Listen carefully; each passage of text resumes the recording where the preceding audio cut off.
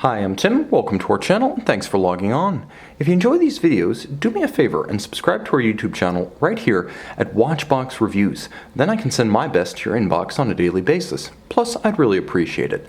And if you enjoy our watches, you can see them and you can buy them on our website, thewatchbox.com. Buy, trade, or sell luxury watches on thewatchbox.com with almost 2,000 late model pre-owned luxury watches and vintage timepieces to purchase 24 hours a day on thewatchbox.com. Today, we're discussing an icon from one of the bedrock brands of Switzerland, part of the Holy Trinity, Audemars Piguet, and the pillar of Audemars Piguet of Le Brassus, the Royal Oak. This is the reference 15400ST in stainless steel. Now, in the modern era, we have our choices.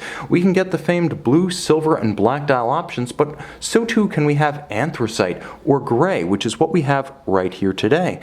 41 millimeters. We first saw the automatic 41 millimeter Royal Oak in 2012 for the 40th anniversary of the family, and it sits broad on the wrist, arguably closer in stance to an offshore than the 39mm Jumbo 15202.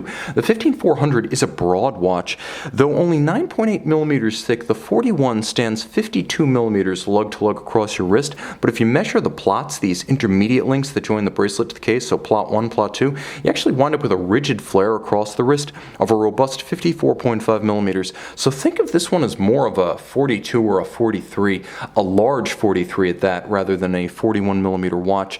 It is a hefty thing on the wrist, as Audemars Piguet's case, bracelet, and clasp have never been more robust. In 45 years of Royal Oaks, one must say, they have never been this solidly put together. In the past, the bracelets were always beautifully hand-finished and silky smooth. Now, they're almost getting to the point where they feel as robust as Rolex. And I don't say that lightly. The links are substantial.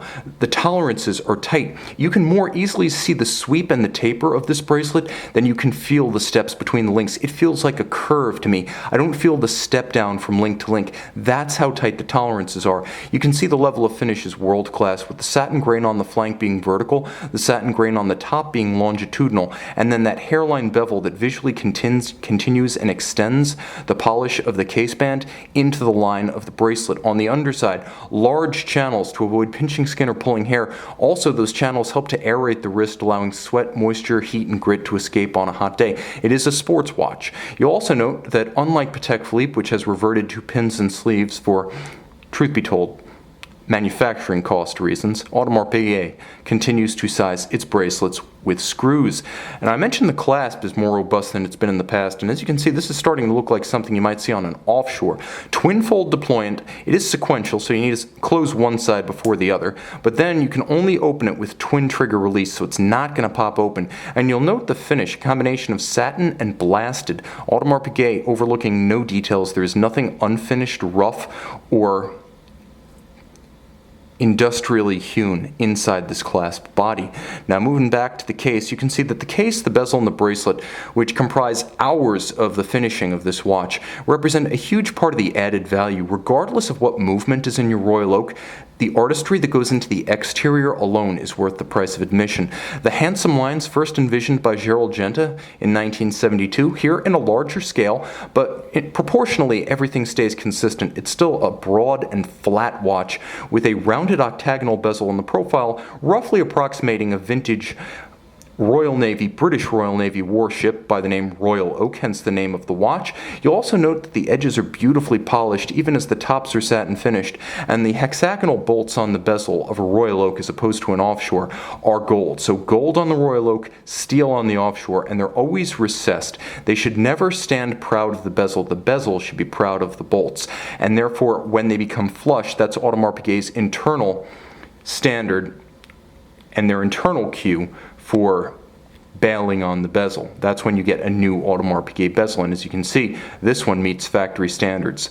You can also see that the dial neither silver nor black, is an interesting set of tones and textures. The hobnail, Petite Tapisserie, beautifully cut by a pantograph machine. The offshores are stamped. The Royal Oaks are pantograph cut. And a pantograph is a 19th century mimicry engine that takes a large pattern and transcribes the pattern of that template onto a smaller dial in this case. So the dial taking on the texture of the template, it's not just the hobnail, there's a very fine texture that runs over the hobnails as well as through the channels between them. Hands as well as indices in white gold, applied white gold AP at 12 o'clock.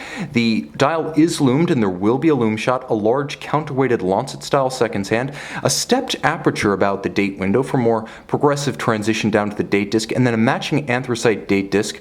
You can see it's a minimalist date window and it is part of the Royal Oak tradition. It belongs there. I'd rather have it. Some prefer not to have a date. For a sports watch, I want mine to be automatic winding with a date. No questions asked from me.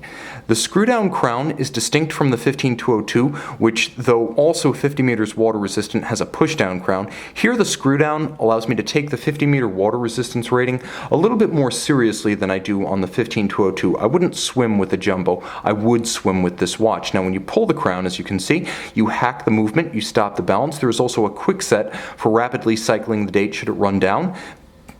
On the caseback, you can see Audemars Piguet 40 jewel automatic winding, manufacturer caliber 3120. Let's see if we can get it in focus and get super close here. Okay, give ourselves some light, give ourselves some focus, and now let's enjoy. Caliber 3120, introduced during the mid-2000s, replaced a number of Jaeger-LeCoultre 889 based calibers in the Royal Oak family. The jumbo is still powered by the old JLC 920 Bausch, doing business as the AP 2120, but here it's all in-house. Full balance bridge and with a Gyromax style free-sprung index and balance wheel, you have a lot of shock resistance engineered in on that balance structure. Beats away at 21,600 vibrations per hour. It is a fairly thick movement, kind of like a Rolex 3135, so additional toughness engineered in. You can see the coats of arms of the Audemars and Piguet family in the gold winding mass, which is bidirectional winding rather than unidirectional because Audemars Piguet didn't want the somewhat off-putting unidirectional wobble that people often associate with a cheap Valjoux 7750 movement. However, they do use ceramic rotor bearings to recoup some of the efficiency that's lost to the bidirectional winding format. Beautifully made with a 60-hour power reserve. Nicely hand finished with some machine intervention. The standard of finish on an Audemars Piguet 3120 is roughly what you'll see on a FP Journe 1300 Octa automatic. Think that kind of finish and you get exactly the idea. Beautifully made inside and out. You can see this Audemars Piguet Royal Oak 15400ST with anthracite dial and make it your own on our website. And we're back with the Audemars Piguet Royal Oak 15400ST. Regardless of dial color, they all glow the same, and the watch has plenty of viability as a sports watch option, swimmable thanks to the screw-down crown, and robustly luminescent at night. The 15400 is the all-around AP of your dreams. See it and make your dream come true on our website.